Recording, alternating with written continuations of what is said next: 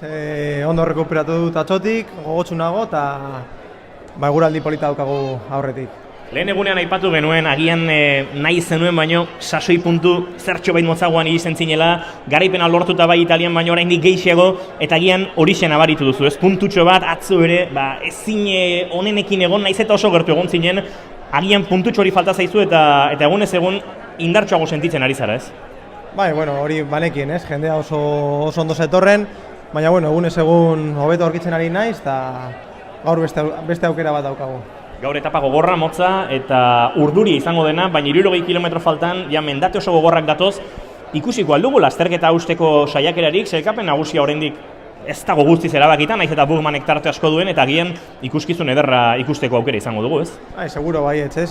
Oraindik sailkapen orokorra lehiatu daiteke, eta gero etaparen lehia ere hortik egongo da.